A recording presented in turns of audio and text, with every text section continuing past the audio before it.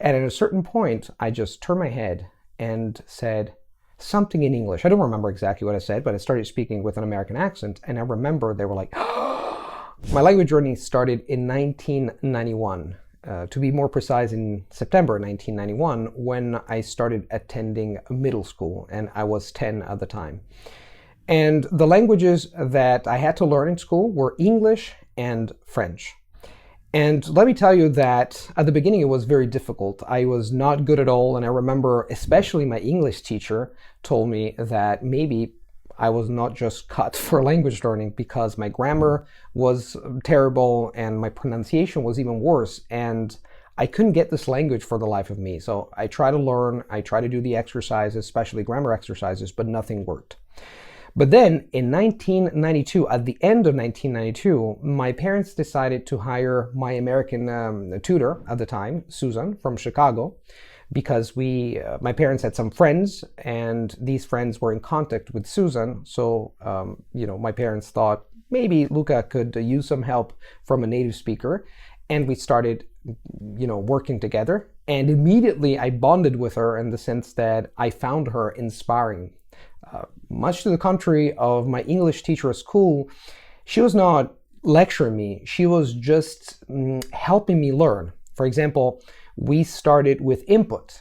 At the beginning, of course, I wanted to speak because according to the mentality, the mindset that I had inherited in school, I thought that in order to speak English well, I had to speak. But Susan just told me, look, let's wait a second and let's focus on input first. You need to listen and to read a lot. And what she did is that she prepared material for me. Of course, when we were sitting down, we were, going through some texts or listening to something. But what really made a difference was what I was doing between one lesson and the other, because I met her once a week. So, for example, she prepared some videotapes for me. She recorded some movies. At the time, I did not have the internet.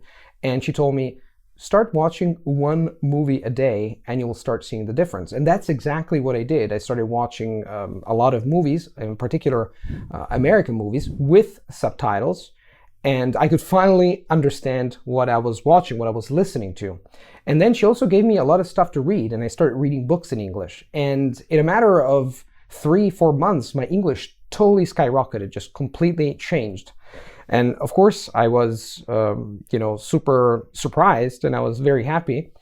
And I remember one day I started speaking English in middle school. It was the end of the second year, and people were like, "Wow, what happened?" Right?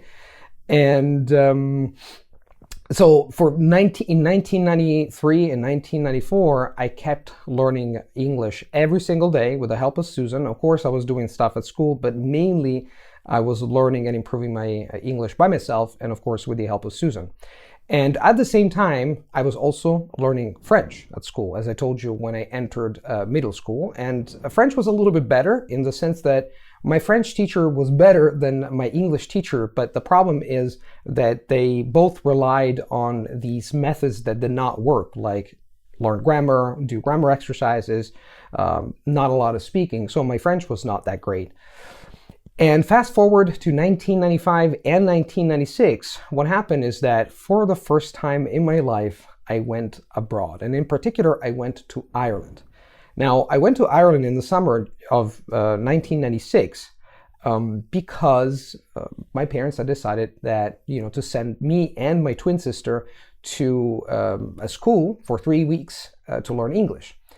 And that was the experience, I would say, that changed it all. Because for the first time, I was not just speaking English with a tutor or with a teacher, I was speaking English with native speakers in Ireland. And I remember when I arrived at the airport, our Irish father came fetch us, me and my cousin, because it was me, my cousin, and my sister. He was very surprised. He said, "Oh, you're here to learn English, but you speak English really well." And that was already, some sort of encouragement for me and saying, "Oh, I'm on the right path." And then, it was an amazing experience because we did spend 3 weeks learning English at school. And what happened outside of school, I think, is what really made a difference for me. In particular, I remember that I was hanging around with 3 other Italian guys from Rome. And one night they invited me to join some Irish girls, or better said, we met 3 Irish girls outside of their apartment. They lived literally on the other side of Dublin. So I went there, and these 3 girls were talking to each other, right? Thinking that we would not understand anything because these guys were there to speak English, were there to learn English, but they did not speak English really well. And at a certain point, I just turned my head and said something in English. I don't remember exactly what I said, but I started speaking with an American accent, and I remember they were like, right? The big surprise, the amazing reaction that they had. And I don't remember whether it was like 5 minutes or 7 minutes later, something like that. And I found myself at the corner of the street kissing this one of these Irish girls, and I just couldn't believe it. I said, wow, that's the power of languages, right? When people react to something that is completely unexpected. And of course, this boosted my confidence as a person and as a language learner. So when I came back home after the first trip abroad, I was transformed in the sense that I just realized, first, the power of language learning, and second, the power of language learning to connect with the world and to create opportunities. And so what happened is that I not only continued learning English, I kept reading books and watching movies, but I also improved my game, so to speak, with French. And I remember that in 1995, I had started watching movies on a channel which is called France, it's not France 24, actually it was France 2, or Antenne 2, back in the 80s it was called Antenne 2, now it's called France 2. And to my amazement, I figured out that I could not only watch a lot of French movies, but I could watch French movies with subtitles. So what I did is every single night I was sprawled on the couch and I was watching one movie or one TV series every single night, and I was looking at the subtitles, reading the subtitles and frantically taking notes of all the expressions, all the words that I did not know. And a year of watching one French movie every single night just, completely changed my level. My level in French really skyrocketed, and I had the same reaction at school that I had a couple of years prior when I was speaking English. So 1995 and 1996 were the years where I was just perfecting English and French through a massive input, and I also had the chance of, speaking English in particular. French a little bit less, but I will tell you in a bit why I caught up with time when it comes to French. And in 1996, in September, I decided to learn German. Now, the reason why I decided to learn German is because I was inspired by a friend of my father's. My father had, my parents knew a couple of people who came to my apartment. They were friends of my parents, and they had amazing conversations about politics, about whatever, and also about language learning. Now, my father used to know English, French, and German, and Arturo, his friend, knew English, French, German, Spanish, and other languages. And listening to them talking about all these languages was very inspiring for me, and so I told myself, why not learn another language? Now, the problem is that in 1996, it was August 1996, as you can imagine, I did not have the internet, and there was a dearth of materials when it comes to learning German, or better, I did not have anything.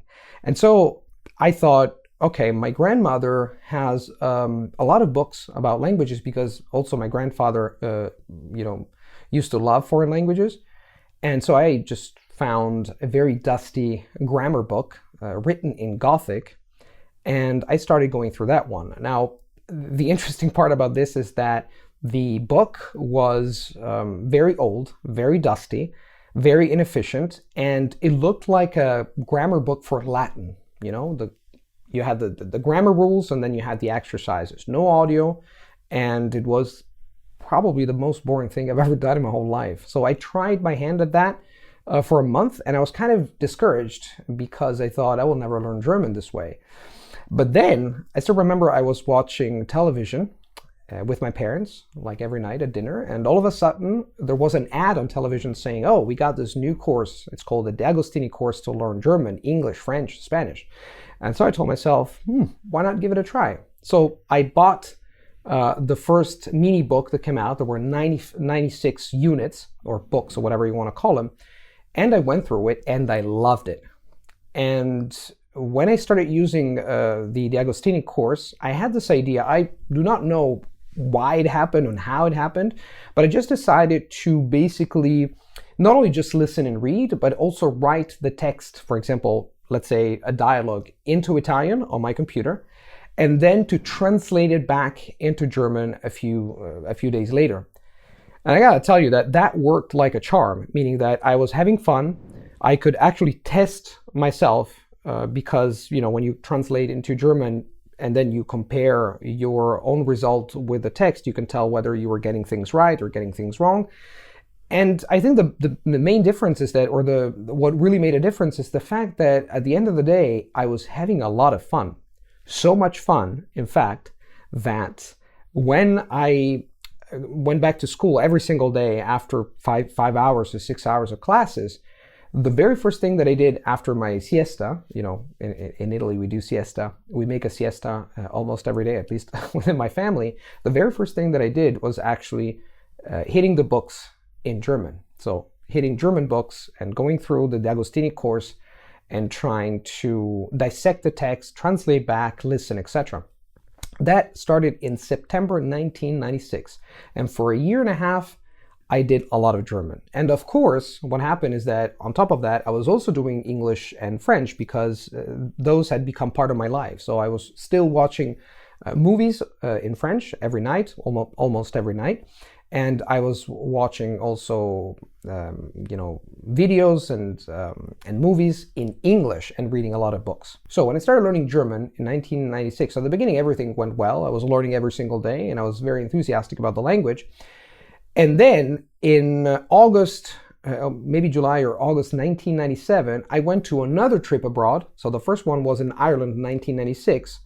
Another trip abroad, this time in Scotland. And I remember that there were a lot of students from all over the world. And in particular, I used to hang around with a couple of Germans. And I tried my hand at German. I tried to speak German.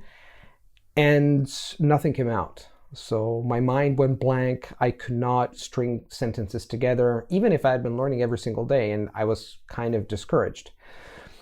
But then back at home in September 1997, I resumed my my work with German, and D'Agostini, the course D'Agostini, or the D'Agostini course, was great because it moved from simple dialogues to movies. So I could literally read scripts from movies and learn expressions that native speakers actually use. I could listen to original, authentic audio in German, and I also started reading Der Spiegel every day. And my level improved quite a lot. I didn't speak, at home in German. I didn't have any friends. But then what happened is that in the summer of 1998, I was at a summer camp in Sardinia, in Capodorso in particular, in northern Sardinia. And oh boy, there were a lot of Germans.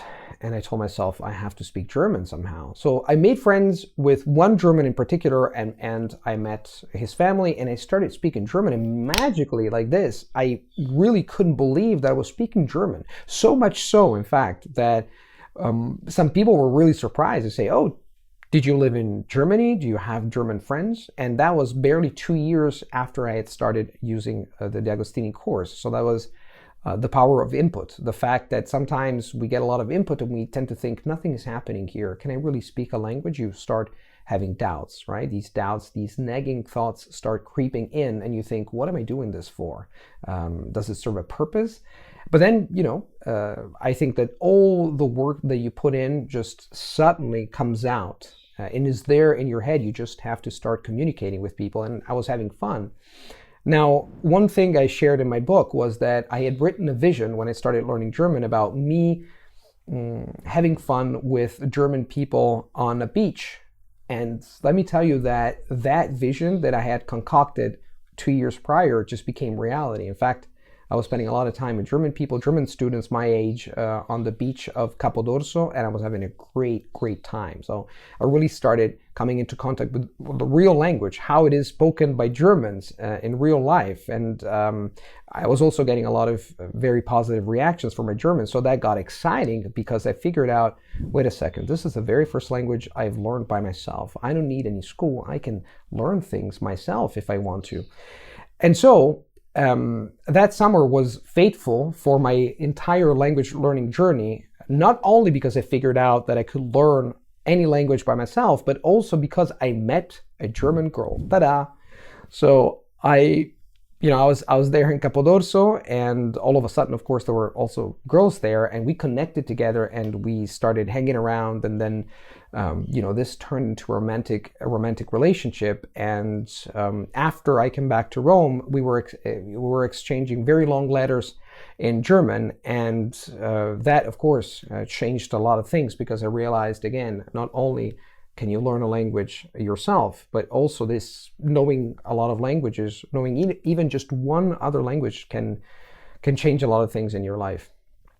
So I kept learning German in 1998, but in September 1998, there was another course that came out, another De Agostini course, that this time was a course to learn Spanish. It was pretty much the same structure, and I decided to give it a go. I said, okay, well, I just learned German successfully. Why not use the very same method for Spanish? Now, as you might imagine, me being Italian, Spanish is without a doubt easier than German. And although it was easier, it took me anyway some time, at least a year, for me to start developing fluency. Because at the beginning, the Agostini course is great, but the dialogues are, there's not a lot of content at the beginning, the first units.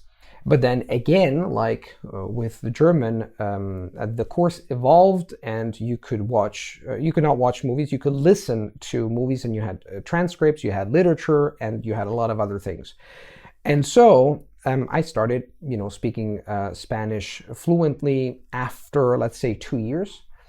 And I think the one thing that really made a difference is that, of course, De Agostini played a big role in creating a foundation, but I think what really made a difference, once again, is people. Now, at the time, my parents had some friends, from some Spanish friends from the embassy of Spain, and they were coming to have dinner almost on a weekly basis. And my parents told them, Luca is learning Spanish, and they liked the idea of me learning their language. And I remember that they brought me almost on a weekly basis El País Semanal, which is a magazine attached to El País, the Spanish newspaper. And I started reading that one. And of course, I started reading also books in Spanish once I'd finished the El Planeta de Agostini, or the De Agostini course. And of course, I started speaking Spanish with them. So that really made a difference, because I started using the language with real people who were giving me some feedback, corrections, modismos callejeros, as they say, colloquial expressions and whatnot. So 1998, 1999, until 1999, the summer of 1999, I was, dealing with these 4 languages: English, Spanish, French, and German. And in 1999, again, in the summer, and again in Capodorso, in the summer camp, I met a Dutch girl. Now, what happened is that this girl did not speak English. Now, this might sound surprising to you, because Dutch people tend to speak English, whatever their age. But this girl spoke a little bit of English, enough to get by, but not enough to really communicate well. And I remember that I was trying to communicate. I was trying to talk to her, but it was difficult. And I told myself, you know what? After German, after Spanish, might as well learn Dutch. Why not? And I remember that I started learning Dutch in September 1999. Maybe you can see a pattern here that I always start learning a new language in September 1999, because for me, that's the beginning of school or university. And that was the beginning of university, actually, because I started, my career in engineering in September 1999. And Dutch was much easier than German because they're very similar languages, but I think German is a little bit more complex. And when you know a language within the same family, it really helps you, get your foot or understand or learn a language that is similar to another language within the family. And I learned Dutch quite fast. I grabbed my Teach Yourself Dutch, and then I started using Assimil. And then I went and saw her, came visit. I literally went to visit her in the place was Scheveningen, near Den Haag or The Hague, and it was a total surprise because I knew her address because we were exchanging letters.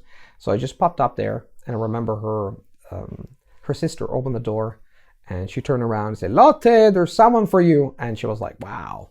And that was, of course, a big motivation for me to start learning Dutch, again, in September 1999.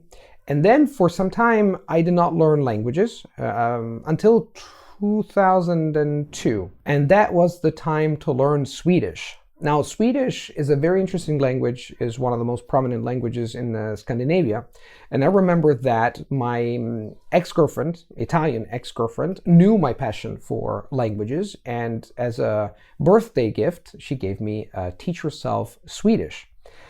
And I immediately started learning this language because I really liked it. I really like the way Swedish sounds. It's very melodic because it's a semi or semi-tonal language. So, for example, you say svenska, and you can hear that there's this, you can hear the melody of the language already in one word.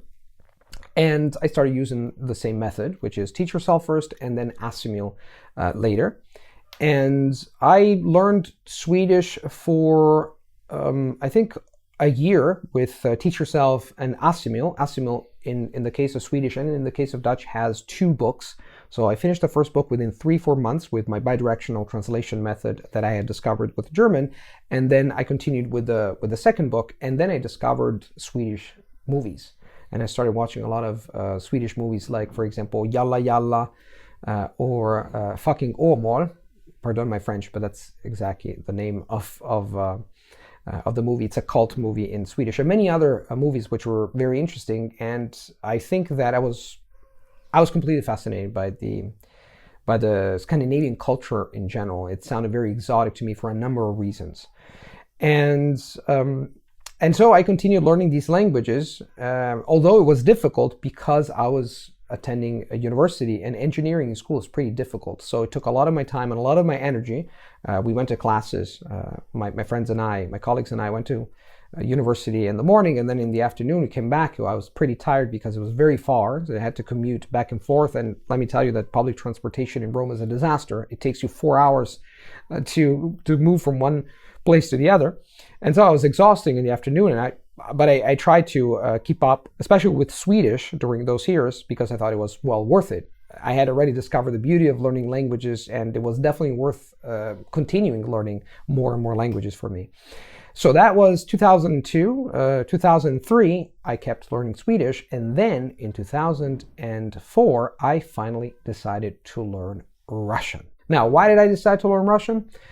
Well, the reality is I wanted to try a new language, something that looked exotic, because Russian did look exotic with Cyrillic and, a very peculiar, kind of distant and close culture at the same time, because it's from the East, but at the same time it has a lot of things in common with the West. And I remember that was the very first language that was really difficult to learn. Now, German was not easy, but lo and behold, Russian was worse. Russian was much worse because it had a lot of linguistic features that I had never seen before. An example of that is cases. A grammar case, is simply a system where nouns contain certain elements that define their function. If this sounds exoteric to you, it's because it is. For example, you can say dziewuszka, which means a girl. So if dziewuszka is at the beginning of a sentence and you say, for example, "Эта девушка красивая," so this girl is beautiful. But then if it's a direct object, for example, "Я вижу эту девушку," so I see this girl, then as you can hear, the ending changes from dziewuszka to dziewuszku. And this is just a very simple example of something really complex. Because you have a lot of cases. It depends whether they're singular or they're plural, and the verbs have different aspects. For example, whether it's a definite action, whether it's in the past or in the future, especially in the future, or it's something continuous. And to make a long story short, Russian has had these features, had at the time, and has still these features that made it really difficult for me to understand how this damn language worked. So I started with Asimil, no surprise there, because, I tried this method multiple times with the bidirectional translation method, and it worked. It worked in the sense that I was figuring out the patterns by translating back, etc., etc. But then speaking Russian is a different matter. When it comes to speaking, and you have to integrate the cases, and you have to integrate and understand how to use verb tenses and aspects and whatnot in a real conversation, that's a different ballgame. And that is exactly what happened in Russian 2 years after I started learning. Through a friend of mine, I got to know a Ukrainian girl who spoke Russian as their native language. And I remember this fateful, epic, and disastrous, all at the same time, a walk that we had in Villa Pamfili, which is a park next to where I live, where I was desperately trying to figure out what she was saying, and I was desperately trying to get my point across, just explain very basic things, and I could not explain anything for the life of me. And I'd been learning Russian for 2 years. Now, to be fair, I had been using Asimil for around 4 or 5 months, but then I had dropped Russian, and then this opportunity came much later, and I told myself, damn, I should have continued learning Russian. So let's say that between 2004 and 2008, I did not learn new languages. I was barely learning Russian, and honestly, I was just, getting by. I was trying to on and off, watch movies in English or French or Spanish, reading Der Spiegel or El País, but not doing much stuff actively, like sitting down and actually learn languages. That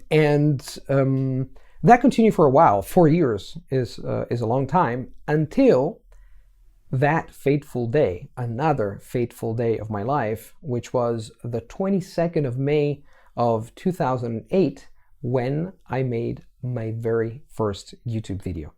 I remember that day as if it were just now, right? I woke up in the morning. I was kind of tired. I was in Barcelona because I was doing an Erasmus project there. And I started watching YouTube videos, something that I had never done before, even if YouTube had been around for 3 years, because it was founded in 2005, if I'm not wrong. And I started watching videos of people speaking foreign languages. Now, let me tell you that at the time, there were not a lot of videos of people speaking foreign languages. There were 3 or 4, maybe. And there was a French guy, who made this video, and the flack that he got from making that video was amazing. He was just, oui, alors je parle 3, 4, 5, 10 langues. I speak 3, 4, 5, 6 languages, and I'm the best. And you have to know it. So he was kind of arrogant, and that kind of, sparked my desire to showcase my language skills. Not to prove that I was better than this guy or anybody else. I just wanted to genuinely share my language skills with the world. I said, oh, if this guy made a video and that girl made a video, why not make a video myself? And that's what I did. So I grabbed my very crappy camera, pardon my French, with practically no microphone. If you're interested, you can still watch the video because it's public. It's the very first video made on YouTube. And I think the title is Luca Speaks in 8 Languages, or Speaks 8 Languages, or something along those lines. I was in pajamas, and I didn't care. I just wanted to share my love, my passion with everybody. So I just, grabbed the camera, put it on the table just in front of me, sat in a chair, and I just started speaking.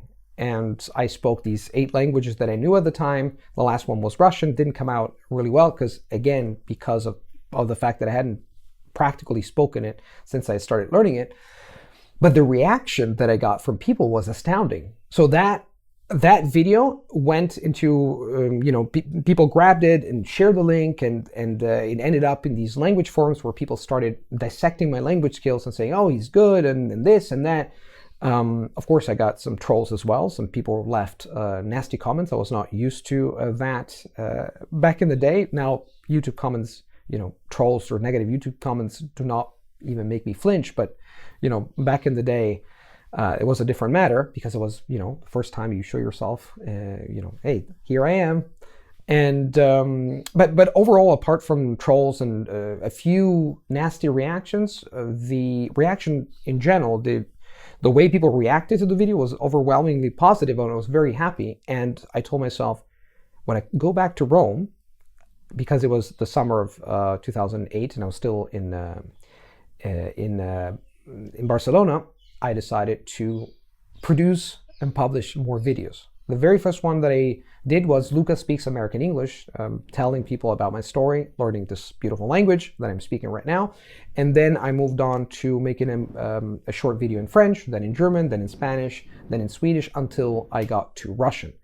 And the fact that I made these YouTube videos and the overwhelmingly positive reaction from people was so great that I decided, this sparked my desire to start learning languages again. And in 2008, in September, I started learning 2 languages at the same time for the very first time of my life. And those 2 languages were Mandarin Chinese on the one hand and Portuguese on the other. Now, a lot of people ask me about learning 2 languages at the same time, and I always recommend you learn one language, and one language only because already learning one language takes a lot of effort, commitment, energy, and whatnot. And learning 2 languages at the same time is even worse. You have to double the effort if you want to learn them at the same time every single day. Because I believe that if you want to build a skill within a reasonable amount of time, let's say 2 years, you should dedicate time to that language, to that commitment, to that skill. And so I started learning Mandarin and Chinese at the same time. Mandarin and Portuguese at the same time.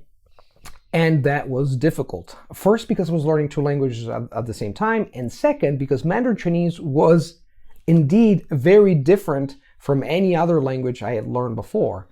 Now, I always like saying that all languages are equally complex because if you think about it, they have some features. Some features are easy or easier, and some other features are difficult with respect to your native language. So for example, let's say Portuguese was way easier for me than Mandarin Chinese, true, but the pronunciation is really tricky. The Portuguese speak, especially Portuguese from Portugal, which is the language, the version of Portuguese that I decided to learn is very special when it comes to pronunciation. So for example, Portugal, let me say Portugal, as a Spaniard would say, or an Italian, Portugal, say Portugal, they literally eat half of the vowels in every word, and that made it difficult. Well, Mandarin Chinese, on the other hand, has this reputation of being the most difficult language in the world, but on the other hand, its grammar is really is much easier than many other languages. For example, just to give an example, if you think about the verb I go in English, you just use go, then third person singular is goes, but in Chinese is qu. You can use it for any pronoun. So 我去, I go. 你去, you go. 他去, he goes, etc., etc. And it doesn't change the form when it comes to expressing something in the past. You have to add another particle like 去了 or 去过, which means I did something in the past, I went. But overall it's 去, it's a syllable. While in Russian, there's 58 or 70, I don't remember how many, but a lot of ways to express the word to go, whether you are going by a car or you're going by train, you're going on foot, if you go regularly or you go just once, it's a mess. So Mandarin Chinese has a lot of difficult features, especially when it comes to Chinese characters and Chinese tones, but on the other hand, it was easier for other things. And I remember that I was so passionate about Mandarin Chinese, I got so infatuated with the language that I started doing it every single day. So I started with Asimil, which, to be fair, is not that great when it comes to Asian languages. But then I found other materials, and especially Link, Lingq, by Steve Kaufman. I'm pretty sure a lot of you know who Steve Kaufman is, the founder of Link. And on this website, I could not only find a lot of audio files, I could listen to Chinese, but I could also download the transcript. So I downloaded a lot of transcripts, and I started listening to Chinese every single day for 2-3 hours, even at night, something that I don't normally do because I'm an early person, and at night I just crash and I just want to sleep. So I started doing that. I started learning Mandarin Chinese every single day and Portuguese every single day. And what I did is I decided to go to spend 80 to 90% of my time with Mandarin Chinese and 20% of my time with Portuguese, because obviously Portuguese was much easier, not only because I'm Italian, but also because it was really similar to a language I already spoke fluently at the time, which is Spanish. So I started doing that for 2 years, 2010, September 2010. Actually, for 1 year, I started doing these two languages, and then I continued. But then in 2011, I did something that I think it was a big mistake in my language learning journey. Not only did I get greedy because I wanted to add more languages, I added 2 more languages, and I added 2 more languages that were the biggest failures of my language learning journey. And those 2 languages are Japanese and, Romanian. Now, I still have, let's say, a smattering. I can still understand bits and pieces of both languages, but I would say that as of now, I do not speak any of those 2 languages by any stretch of the imagination. Like when it comes to defining fluency, right? Fluently, maybe I can get by if I'm really forced to use these languages. But the reality is I've never really reached a level that allows for me to form a core in my head and to keep that language. I firmly believe that if you reach a B2 level in any language within the CFR scale, the European Framework for Languages, and you speak it fluently, you won't forget it. You will get rusty in it, but it comes back pretty quickly if you need to use it. Now, that did not happen for Japanese and for Romanian. There's 2 main reasons why, I did not learn these languages. The first one is because I did not, let's say, adapt my bidirectional translation method to Japanese, meaning that I use translation, and that kind of worked with Japanese, but I was not doing it in the correct way. The second thing was that Asimil, unfortunately, again, for Asian languages, was not that great, and it immediately had content that was too difficult. There were sentences that were very difficult. The one lesson I've learned by learning Japanese, which is an SVO language, meaning subject, verb, object. Sorry, it's an SOV language, subject, object, verb, is that the syntax is completely different. So everything that you say is practically in reverse. And the longer the sentence, the worse it gets. So what happens is that when you're trying to form a sentence in Japanese, you have to think about all the elements, you have to arrange them in a different way, and then you have to say them with good pronunciation and good syntax and good grammar and whatnot. And when I started having conversations with my tutor Saeko, it was really difficult to speak. It was really difficult to string a sentence together. I've been learning all these languages with the same structure as Italian, but Japanese was completely different. So that was very discouraging. And also understanding the content was really difficult for me. So I just gave up because I found it too difficult, and I did not really rely on massive input. I really wanted to speak it from the get-go, which was a huge mistake. And as for Romanian is a similar language to Italian, Spanish, and other Romance languages, but the problem is that fundamentally I did not have any strong reason, any purpose, any strong reason to learn this language. I did not have Romanian friends. I had never been to Romania. I didn't know anything about Romanian culture, and very quickly I realized that I was fundamentally not interested in learning Romanian. So even if on the one hand Asimil was good, and the bidirectional translation was working, especially because Romanian structure is very similar to Italian, at the end of the day, I did not continue learning Romanian. So after a few months, I just dropped both of them. Maybe Japanese lasted a little bit more, like 9 months, but then I just basically gave up. That was 2011. And then moving forward, I did not learn other languages until 2014 when I decided to learn Danish. Danish is another Scandinavian language. It's really peculiar. The Swedes tend to say, Swedes and other Scandinavians tend to say that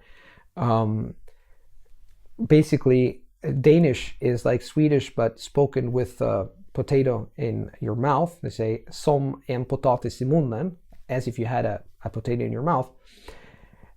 And it's kind of true in the sense that if you don't speak Danish and if you listen to it, it sounds like they mumble. But I found it a beautiful language to learn. And the reason why I learned it was, once again, I truly hope you don't think I learn languages to pick up girls. It just happened, on the go. I had met a Danish girl I really liked in Paris when I was in Paris. And I decided to learn the language. So she decided to learn Italian. I decided to learn Danish. But that was short-lived because a few months later, we just, didn't continue the relationship. And I did not see any point in continuing Danish. On the one hand, because it was very similar to Swedish and it was not such a novelty. And on the other hand, because, again, I was not motivated enough. I think when it comes to me and my story, for me, language learning is about communicating with people using the language for meaningful purposes, whether reading a great book or reading the history of the country, watching movies, or getting in contact with native speakers and spending time with them. And that did not happen with Danish.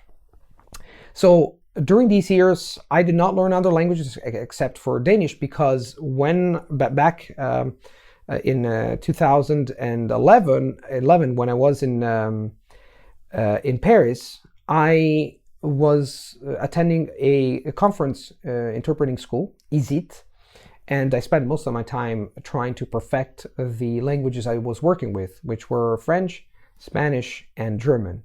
And I remember that our Italian teacher, meaning an Italian interpreter who was helping us improve our skills, interpreting from these languages into Italian, was telling us, interpreters focus just on a few languages because the amount of time and the amount of energy that you need in order to understand the subtleties of the culture, because it's not just about words, it's about the culture, deep understanding of the culture when it comes to interpreting and or translating, that was not compatible with learning 10,000 languages. And one day I brought my Japanese book and I was just going through some notes, and she got very mad at me and she told me, "Why are you learning Japanese?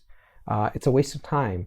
You should focus on these languages if you want to become a good interpreter." So during those 3 years, from 2011, especially 2011, 2012, and part of 2013, I was focusing on perfecting, so to speak, the languages that I could already speak fluently. Then in 2014, when it comes to Danish, I started learning Danish, but then that one, failed as well. And then I started learning Hungarian in 2015. Now, why Hungarian? Let's go back for a second to 2007. And during that time, I had gone through an epic journey with my two friends, Valerio and Alessandro. And we toured, first we went to Prague, then we went to Krakow, and then finally we went to Hungary. And the surprise that to discover such a beautiful, majestic city was huge. I did not expect that at all. I thought, okay, well, Prague was wonderful, Krakow is beautiful. Maybe Hungary is okay. I didn't expect anything from Budapest because I did not know anything about that. But I was very surprised, not only by the beauty of the city, but the beauty of the language. And I found it incredible. They say that Hungarian is one of the most different languages. It's very different from any other European language out there, together with Finnish. And I found it fascinating. So I started, learning it in 2015. Because I remember that I told myself, I will learn this language in 2007, especially because I had wonderful, wonderful experiences, both good and bad, in Budapest. I always say that what happens in Budapest stays in Budapest, both in a good sense and in a bad sense. But that was really an incredible trip and an incredible experience. And I told myself, I'm going to learn this language sooner or later. And that happened in 2015, again in September. And when I started learning Hungarian, I made this huge mistake I talk about in the book, which is trying to speak as soon as possible. So I don't think that's a mistake per se, but I think that the problem was that if you have an hour a day to dedicate to language learning, at the very beginning, I would say for the first year or even for the first 2 years, your time is better spent actually listening and reading to interesting, comprehensible, enjoyable content rather than trying to speak, because if you don't have any language in you, it's really difficult to speak. And Hungarian is a particularly difficult language to speak because it's so different. So what I did is, yes, I did Hasimil. I have a version of, I don't remember, 1985. They still talk about the Soviet Union and Czechoslovakia. And I was going through it for a few months, and then immediately I wanted to speak the language. Now, Petra, my Hungarian teacher, is wonderful. She knows how to adapt her level, and we had great conversations. But I think that I started getting good at speaking or at conversing in Hungarian much later, after making all these mistakes. Because what I did is I was trying to speak twice a week with 2 different tutors, and I did not have enough of the language with me. So after a little while, I could, yes, converse, have a simple conversation in Hungarian, but I could not even understand easy podcasts. So I just decided to, to take a step back and go back to the drawing board, as they say, and I started consuming a lot of content, both by Petra, who is not only a great teacher, but has a lot of fantastic content, and also Cizi. Cizi is a Hungarian girl who has been making and still makes to this day amazing content. I really like the fact that she creates this journal-like style where she tells about her life in a very simple way, and you get the impression you're talking to a friend, right? And you learn the language. So I started listening to a lot of content from Cizi and from Petra, and of course my listening comprehension, my reading skills, and of course my speaking skills improved a lot. So I started learning Hungarian in 2015, and I learned the language quite actively at the beginning without much success, and then better until 2017. Now, I'm going to talk about my love. I love all the languages, and I consider language learning and the languages like these children that you integrate in your family. A new child has come to the language family that you're forming. I love them all, but Greek, I have to say, is a language that surprised me, and I love even more than the others because it has so many amazing features. It has the complexity, the grammatical complexity of Russian, but it has the same style and the same culture of my own country, Italy, the way they express themselves, and it has the sound of Spanish, Castilian Spanish, which is beautiful.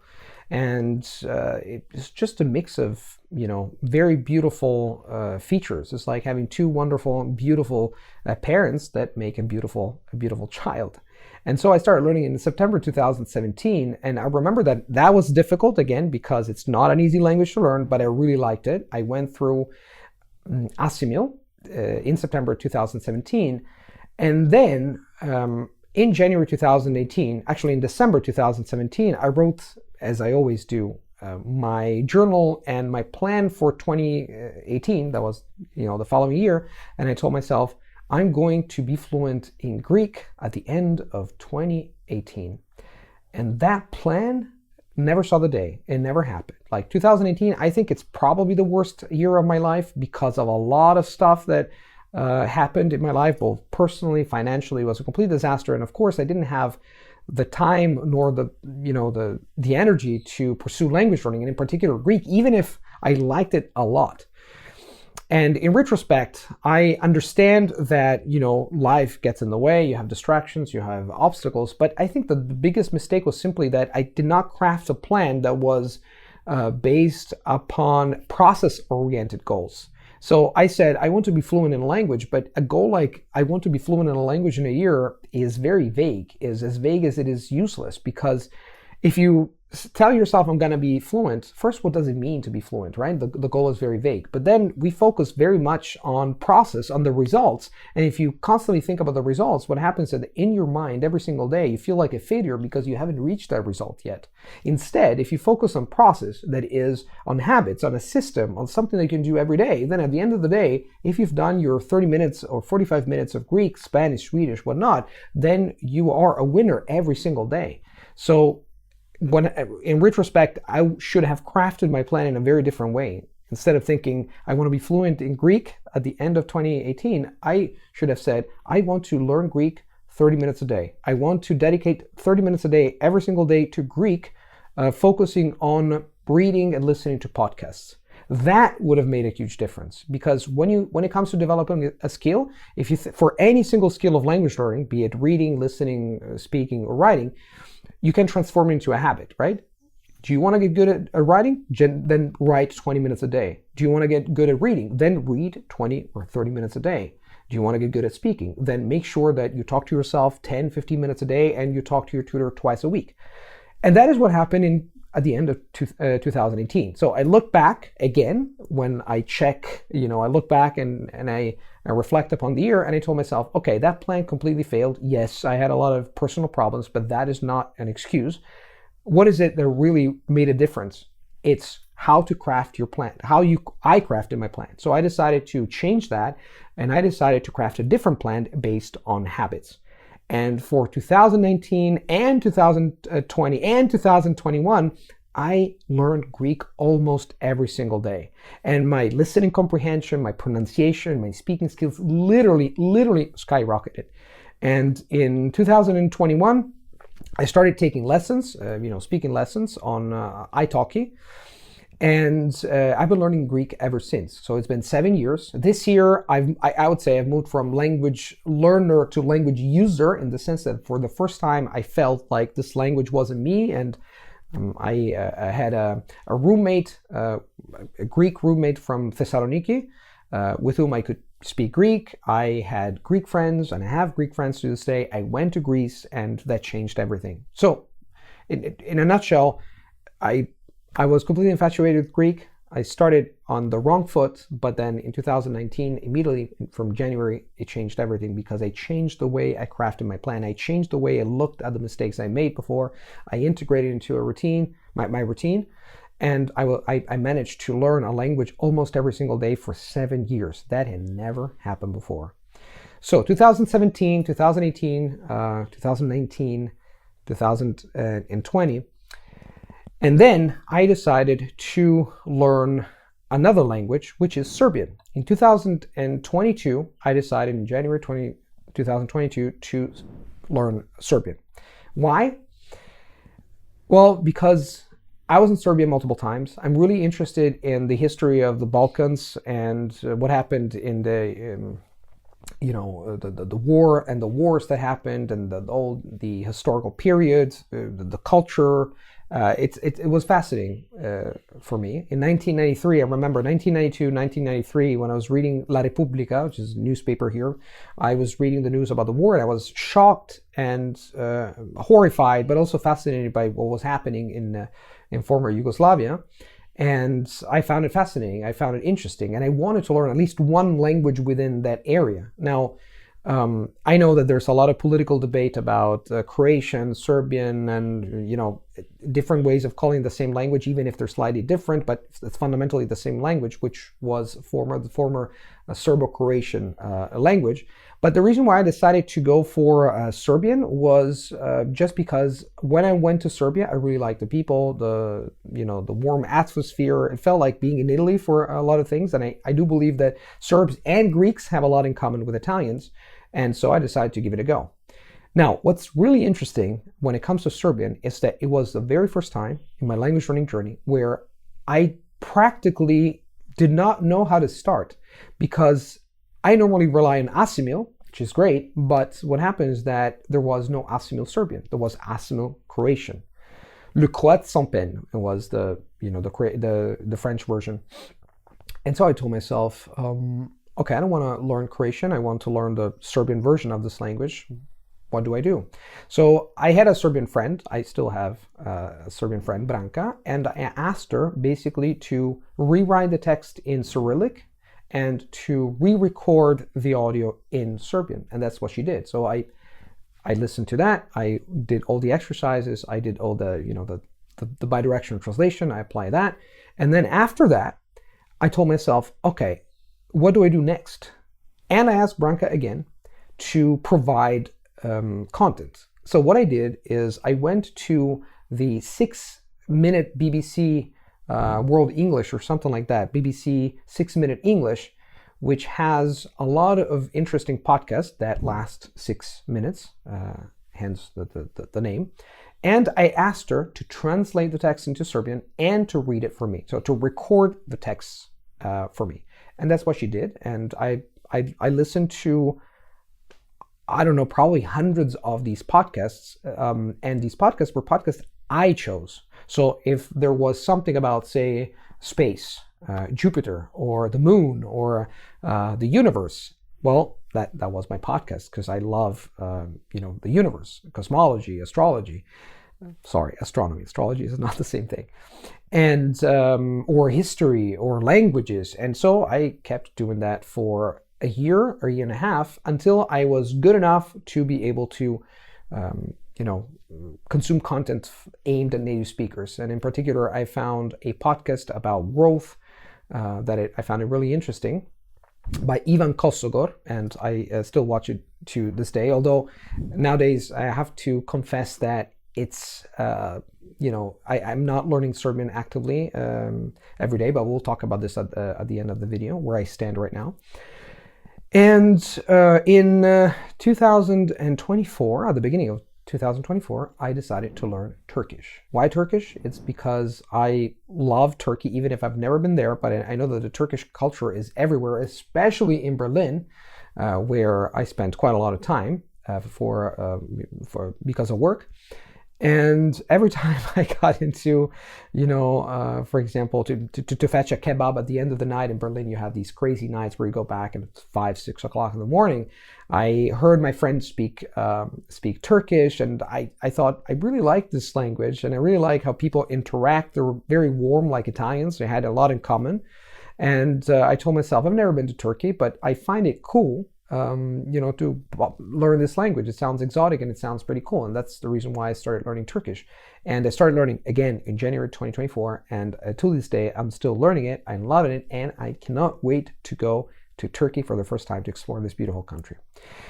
So to recap, to make a long story short, this is my story with learning 14 foreign languages. To this day, I'm learning actively Hungarian, and Turkish in particular, because at the end of the day, you have to make a choice. You have to decide where you want to invest your energy.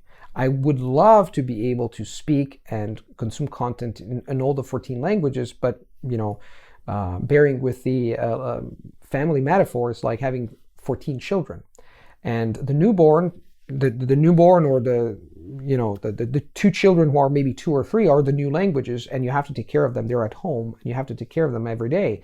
But the other ones, the teenagers and the adults, probably have already left the apartment, and you do not need to take care of them in the sense that they will come back and you have a conversation once in a while, and it's totally fine. The problem with, if you want to call it problem of being a polyglot, is that on the one hand, it's easier to learn new languages. On the other hand, it gets progressively more difficult, more challenging, more complicated, more time-consuming to maintain all the languages that you know. And the amazing thing is that for whatever reason in our brain, you can actually retain your listening comprehension, meaning that once you get to a point where you understand the language really well, it's for life. But when it comes to speaking or when it comes to writing, so production skills, output skills, then unfortunately these languages, the languages degrade very fast. If you don't speak a language, including your own native language, for a while, it gets rusty. I'm pretty sure that some of you have experienced this. And so I tell myself, okay, what is the compromise here? On the one hand, I want to learn more languages, and on the other one, I want to maintain the ones I've been learning because I can use them. And when you become a language user, that really makes a difference because you can enjoy the language with friends, with movies, watching movies, reading books, and going and traveling to the country where these languages are spoken. And so it's always a compromise. And another thing that people do not consider is that the level of these languages fluctuate a lot. Just to give an example, I haven't talked, as a matter of fact, at the end of the video, I don't think I've talked about Polish, so I will do it now. But the reason why I'm talking about Polish now, it came to my mind, is because of Polish and Russian. Now, in 2004, in 2003, I met my Russian ex-girlfriend, and my Russian skills skyrocketed, literally. I not only was speaking with her every day, but also what really made a difference is that I went to Russia. I even met her parents, which was very, very interesting, I have to say. An interesting experience. If you want, I can talk about that too, maybe in Russian one day.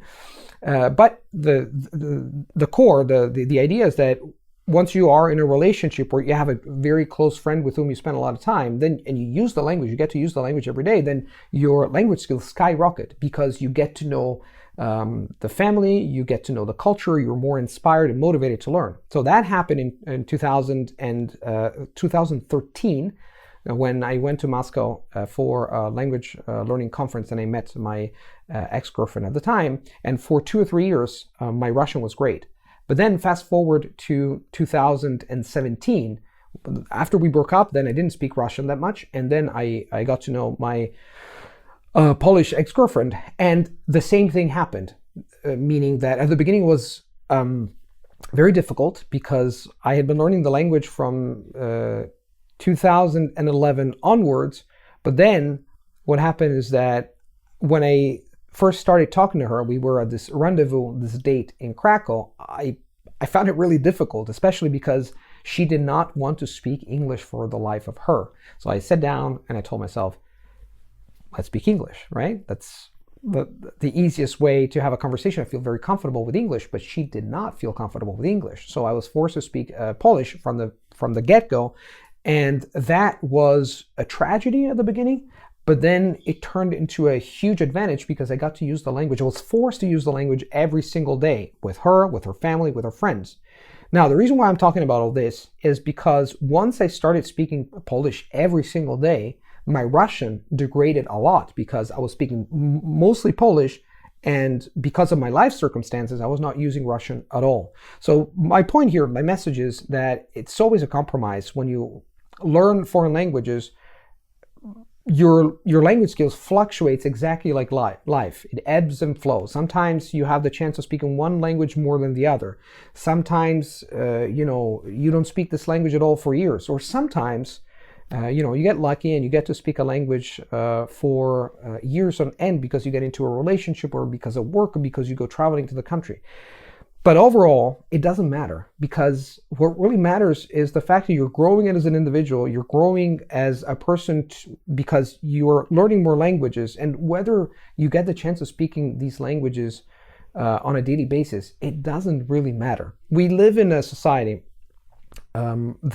where we judge people all the time. If you watch YouTube content, for example, and you look and you take a look at the comment section below YouTube videos, especially those videos where people showcase their skills, whether it's language learning or skiing or whatnot, there's a lot of people who are in admiration. They admire the person, but there's also a lot of people who tend to judge, right? Oh, you made that mistake, you made that mistake. And we tend to forget that the fundamental reason why most people, not everybody, but most people learn foreign languages is to communicate, to learn more about themselves and more about the world. So the fact that your language skills fluctuate, sometimes they degrade, sometimes they get better, is a fact of life. And what matters to me is just the process, enjoying the process, and getting better as a person in general. So thank you for listening.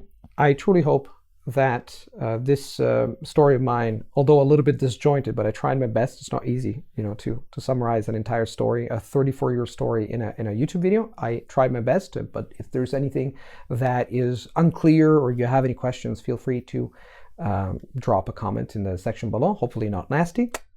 And again, I truly hope that this video is going to inspire you to learn more languages or improve the language or the languages that you have already under your belt. That's it for today. Thank you very much for watching, for listening, and I'll see you in the next video.